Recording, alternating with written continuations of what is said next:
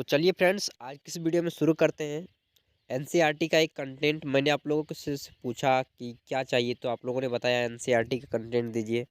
तो देखिए 35 important question है भारत की आकार, पोजीशन और स्थिति को लेकर। ठीक ना, आकार कैसी है, स्थिति कैसी है, इस पर लेकर पूरे 35 इंपॉर्टेंट क्वेश्चन है जो लगभग हर एग्जाम में पूछे जाते हैं। वैसे तो यह चैप्टर क्लास 9 के ज्योग्राफी का है, भूगोल का है, लेकिन जितने भी 10th लेवल के और 12th लेवल के एग्जाम होते हैं उन सभी में कंपटीशन में भी पूछा जाता है। ठीक ना, तो आइए शुरू कर रहे हैं। ठंड काफ़ी ज़्यादा है इसलिए थोड़ा ठिठुर रहे हैं। तो पहला है, कर्क रेखा किस राज्य में नहीं गुजरती? तो यहाँ पे आंसर हो जाएगा आपका उड़ीसा, क्योंकि त्रिपुरा, राजस्थान और छत्तीसगढ़ से कर्क रेखा गुजरती है। भारत में कुल 8 राज्यों से होकर के कर्क रेखा गुजरती है। ठीक ना, लेकिन उड़ीसा इसमें शामिल नहीं है। दूसरा है, भारत का सबसे पूर्वी देशांतर कौन सा है?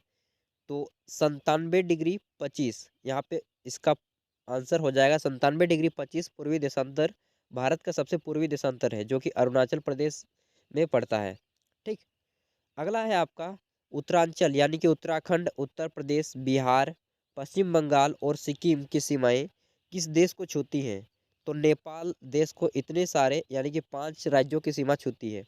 फिर से रिपीट कर दूं, उत्तराखंड, उत्तर प्रदेश, बिहार, पश्चिम बंगाल, सिक्किम, इन 5 राज्यों की सीमा किस देश को छूती है? नेपाल को। और नेपाल की राजधानी कहाँ है? काठमांडू। ठीक ना। नेक्स्ट देखते हैं, तो हमारा आता है कि ग्रीष्म अवकाश, यानी कि ग्रीष्म गर्मियों के दिनों में यदि आप कवरत्ती जाना चाहें तो किस केंद्र शासित प्रदेश क्षेत्र में जाएंगे?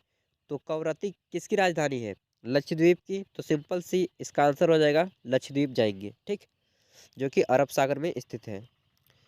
अगला है आपका, और एक चीज़ बता दूं कि अगर आप लक्षद्वीप जाना चाहते हैं ना, तो वहाँ पे केरल में जैसे ही जाएंगे तो वहाँ से आपको 32,000 रुपये ले जाया जाता है एक टीम के बनाने के बाद। तो 32,000 से 34,000 रुपये खर्च होते हैं जाने में। म- बहुत मज़ा आएगा, जाइए कभी घूम घाम के आइए। अगला है, मेरे मित्र, यहाँ पे डायरेक्ट मैं क्वेश्चन पे आता हूँ, इसमें से किस देश की सीमा भारत के साथ नहीं लगती? ठीक ना, तो यहाँ पे कौन सा देश भारत का पड़ोसी देश नहीं है, आपको बताना है। ऑप्शन है भूटान, बांग्लादेश, नेपाल और तजाकिस्तान। तो आंसर हो जाएगा इसका तजाकिस्तान, क्योंकि तजाकिस्तान भारत का पड़ोसी देश नहीं है, इसलिए इसका आंसर 2। ठीक। अगला है आपका कि भारत देश किस गोलार्ध में स्थित है? तो पूरे के पूरे विश्व को 2 गोलार्ध में बांटा गया है, एक उत्तरी गोलार्ध और एक दक्षिणी गोलार्ध। तो भारत किस गोलार्ध में स्थित है? उत्तरी गोलार्ध में स्थित है। ठीक। अगला है आपका, भारत की मानक याम्योत्तर कितने डिग्री को माना गया है? यानी कि जो भारत का समय हम लोग देखते हैं ना, समय जैसे कि अभी 7 बजे हैं, अभी 6 बजे हैं, तो ये जो समय लिया गया है यह कहाँ से लिया गया है और कितने डिग्री से? तो 82.5 डिग्री, यानी कि इसे आप बोल सकते हैं 82.32 डिग्री पूर्व, जो कि इलाहाबाद के नैनी उत्तर प्रदेश में एक स्थान है, वहाँ से लिया गया है। ठीक। अगला है, भारतीय भूभाग का कुल क्षेत्रफल कितना है? तो 32,87,263 वर्ग किलोमीटर भारत का क्षेत्रफल है। ठीक। नेक्स्ट है आपका 9 नंबर क्वेश्चन, कौन सा देश क्षेत्रफल में भारत से बड़ा नहीं है? तो यहाँ पे 4 देश को ऑप्शन दिए गए हैं, रूस, ब्राजील, ऑस्ट्रेलिया और श्रीलंका। तो श्रीलंका के छोड़कर, श्रीलंका भारत से छोटा है, बाकी सभी भारत से बड़े देश है। नेक्स्ट क्वेश्चन है आपका कि कर्क रेखा किस राज्य से गुजरती है? तो ऑप्शन यहाँ पे देख लीजिए, बिहार, उड़ीसा, झारखंड और मेघालय। तो यहाँ पे झारखंड इसका आंसर हो जाएगा, क्योंकि झारखंड से होकर कर्क रेखा गुजरती है। अभी मैं बताऊंगा 8 राज्यों के नाम जिससे कर्क रेखा गुजरती है। अगला है, भारत का क्षेत्रफल विश्व के कुल भौगोलिक क्षेत्रफल का कितना प्रतिशत है? तो 2.4% भारत का क्षेत्रफल है। पूरे विश्व का जितना क्षेत्रफल है उसमें भारत का क्षेत्रफल जो है 2.4% ही है। लेकिन इसकी जब जनसंख्या की बात करते हैं ना, तो पूरे विश्व की जनसंख्या का भारत अकेले 16% जनसंख्या कवर करता है। समझ रहे हैं ना, इसलिए हमारे देश में जनसंख्या बहुत ज़्यादा बढ़ गया है यार, आप लोग माने या ना माने। ठीक ना। भारतीय मानक समय IST, यानी कि इंटरनेशनल स्टैंडर्ड टाइम। ठीक।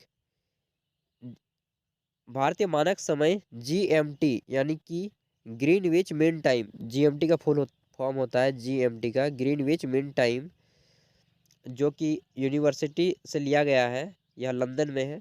यह इससे कितना मिनट आगे है? हमारा जो समय है लंदन के समय से, ग्रीनविच समय से कितना मिनट आगे है? तो 5.5 घंटे आगे है।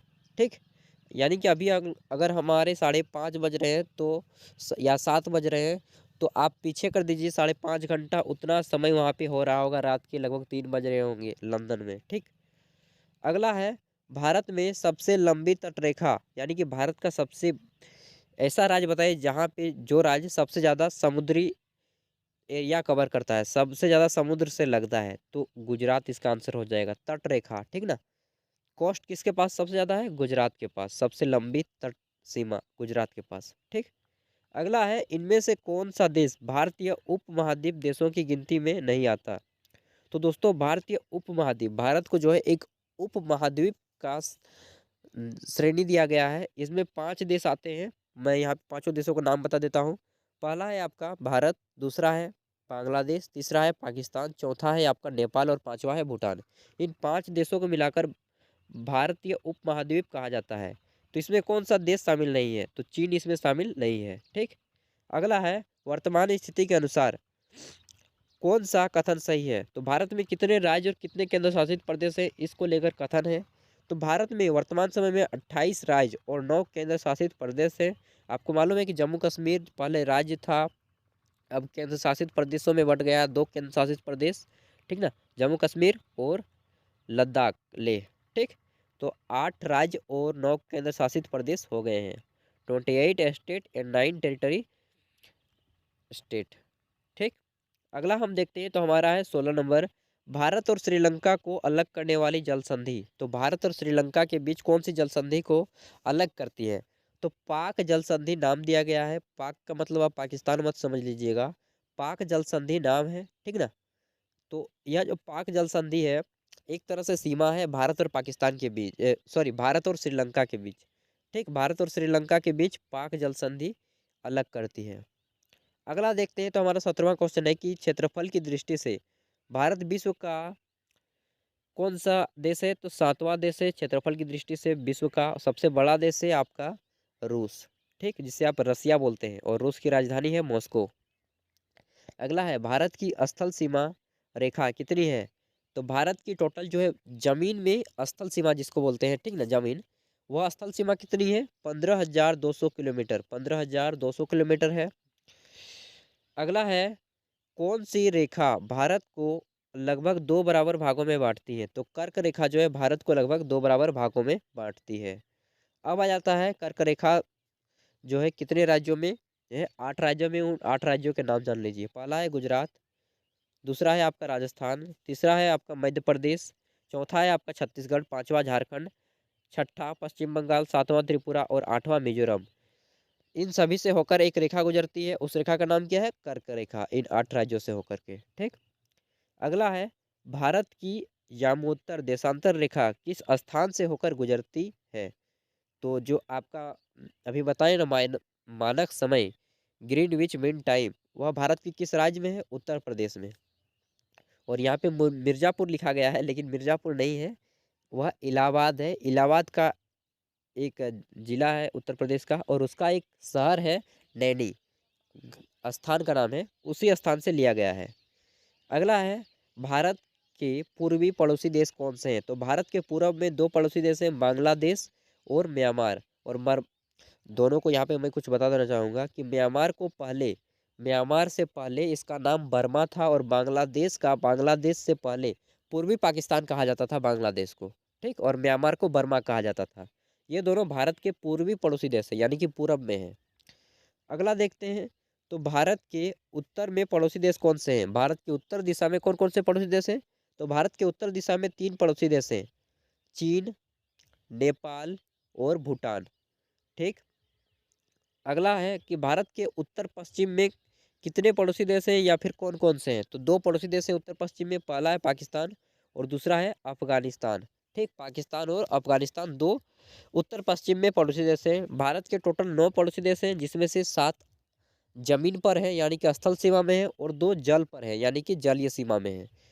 7 तो हो गए आपके, ये बांग्लादेश, म्यांमार, चीन, नेपाल, भूटान, पाकिस्तान और अफगानिस्तान। ठीक, और जो 2 है आपके जलीय सीमा में, वो है एक श्रीलंका और दूसरा है आपका मालदीव। ठीक, मैं आपको बता दे रहा हूँ, यूं ही आप जबान से ही याद कर लीजिएगा। अगला है भारत के दक्षिणतम यानी कि दक्षिण की ओर तटीय भाग को क्या कहा जाता है? तो भारत का जो दक्षिण का एरिया है उसे कहा जाता है कोरोमंडल का तट। ठीक, कोरोमंडल का तट। अगला है भारत के सबसे दक्षिणतम बिंदु को क्या नाम दिया गया है? तो भारत का सबसे जो अंतिम पॉइंट है जिसे आप बोल सकते हैं कि समुद्री सीमा का अंतिम छोर, वह है आपका इंदिरा पॉइंट। इंदिरा पॉइंट नाम दिया गया है और यह 2004 में डूब गया था। इंदिरा पॉइंट बिंदु कब सुनामी से जलमग्न हो गया था? तो सुनामी आई थी 2004 में जिसमें इंदिरा पॉइंट जो है डूब गया था। ठीक, अगला है हमारा कि पश्चिम बंगाल, सिक्किम, असम, मेघालय, त्रिपुरा की सीमाएं किस देश को छूती हैं? तो बांग्लादेश को। ये 5 देश जो है बांग्लादेश को छूती हैं, अभी हम लोग ने डिस्कस किया। अगला है हमारा क्वेश्चन कि 1869 ईस्वी में स्वेज नहर के खुलने से भारत और यूरोप के बीच की दूरी कितनी कम हो गई? तो 7,000 किलोमीटर की दूरी कम हो गई। स्वेज नहर 1869 1869 में बनाया गया था और यह जो है मिस्र देश में स्थित है स्वेज नहर। कभी गया तो मैं आपको वीडियो जरूर दूंगा, वैसे जाऊंगा ही जाऊंगा यार। जब इन सब चीज़ों के बारे में इतना चीज़ जान लिए तो जाएंगे काहे नहीं, ठीक ना। आप लोगों को घर से ही दर्शन दूंगा। अगला है फ्रांस, ब्राजील, ईरान, पुर्तगाल में से कौन भारत से बड़ा देश है? तो देखिए भारत जो है विश्व का 7वां बड़ा देश है, लेकिन ब्राजील जो है भारत से बड़ा है। भारत ब्राजील से छोटा देश है। ब्राजील बड़ा देश है, भारत जो है छोटा देश है क्षेत्रफल के अनुसार। ठीक ना।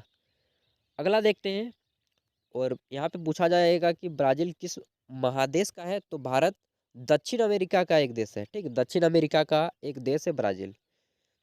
अगला है बंगाल की खाड़ी में स्थित द्वीप समूह कौन सा है? तो बंगाल की खाड़ी में अंडमान निकोबार द्वीप समूह है। ठीक, और अंडमान निकोबार में ही भारत में क्या सजा दी जाती थी? काला पानी की सजा अंडमान निकोबार में ही जेल है। ठीक ना।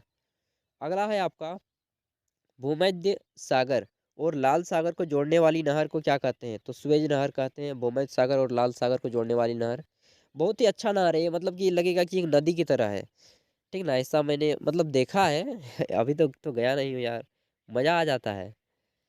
अगला है भूमध्य सागर और लाल सागर को जोड़ने वाली नहर को स्वेज नहर कहते हैं। और एक क्वेश्चन आता है कि सबसे व्यस्त नहर कौन सी है, यानी कि सबसे बिजी नहर जिसमें सबसे ज्यादा जहाज जाती है, तो वो हो जाएगा आपका कील नहर। अगला है 16 नंबर क्वेश्चन, भारत के ऐसे राज्यों के नाम लिखें जिनकी न तो अंतर्राष्ट्रीय सीमा है और न ही तटीय सीमा। तो भारत में कुल ऐसे 4 राज्य ही हैं। उन 28 में से केवल 4 राज्य ही ऐसे हैं जिसमें ना तो केवल तटीय सीमा है, मतलब कि बोल सकते हैं पूरे के पूरे अंदर में है भारत में। तो हरियाणा है, ठीक, मध्य प्रदेश है, छत्तीसगढ़ और झारखंड, ये 4 राज्य ही केवल ऐसे हैं। ठीक, अगला है 2018 की स्थिति के अनुसार भारत में कितने राज्य और कितने केंद्र शासित प्रदेश थे? यहाँ पे थे होना चाहिए। तो 29 राज्य थे, अभी 28 हो गया है, और 7 केंद्र शासित प्रदेश थे जो कि 9 हो गया है।